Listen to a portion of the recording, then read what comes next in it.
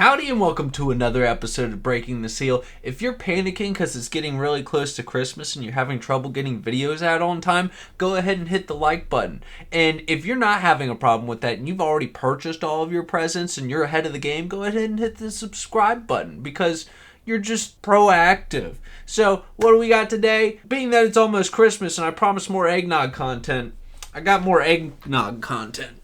So here's one right here as I bump his head. I have been requested to put a different dog on the channel, but it just doesn't feel right to use a different dog. I have been requested to use a different dog on the channel, but I feel like I can't steer away from the Nog dog when it comes to reviewing eggnog. So the first one I'm going to be reviewing today is Southern Comfort Vanilla Spice Flavored Eggnog Ultra Pasteurized. That's different. It's also non-alcoholic, but we're going to change that a little later on. First of all, what is ultra pasteurized? I know I went on a little spree on it in my last video, so let me do a little bit of research to find out what ultra pasteurized is. Okay, so it seems that the consensus on pasteurization, for a standard pasteurization, you heat your milk up to 161 Fahrenheit for at least 15 seconds or 145 Fahrenheit for 30 minutes and packaged in a clean and sanitized conditions. That's according to Cornell, which is the first source that popped up, and after a couple skimming through other sources, it seems to be about on par what other folks say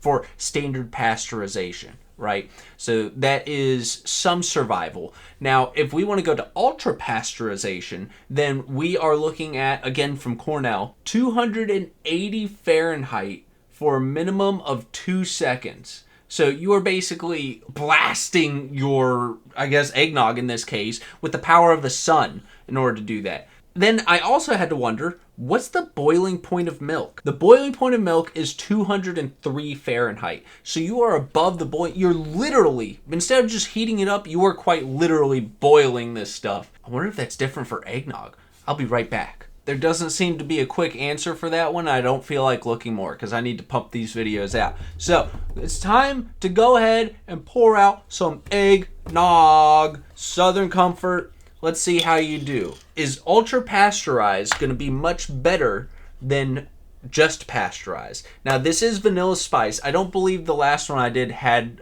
vanilla spice on there. What do you think of that? All right, that's enough sugar for you. You're going to be bouncing off the walls. Now, I am a big fan of the vanilla in the Nog. I think that is a very responsible addition of flavor to it. All right, Southern Comfort, you definitely got the Nog flavor. What you see on this package is quite accurate to the color of the Nog itself, which, again, matches the Nog dog itself, the dog that nogs.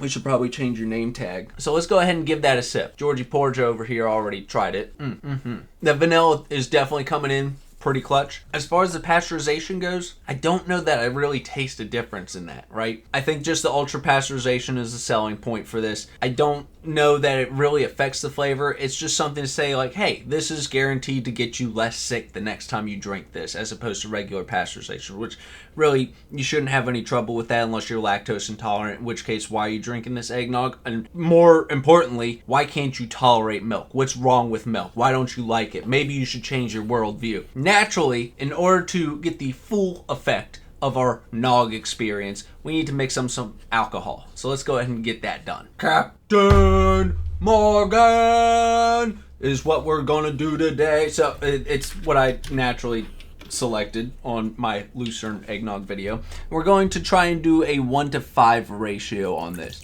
And I'm very professional. I used to be a chemistry major, so I know exactly what I'm doing. If you are having alcohol, be 21 or over. If you are having alcohol, do not use it and do not consume it and drive a vehicle or operate heavy machinery, and drink in moderation. Know your limits. It's not fun to black out. It might be for some people, but it's definitely not for me. I do not recommend it. Let's see if I can get this right. I think that'll be appropriate. We're real professional over here. All right, let's see what the spiked flavor tastes like.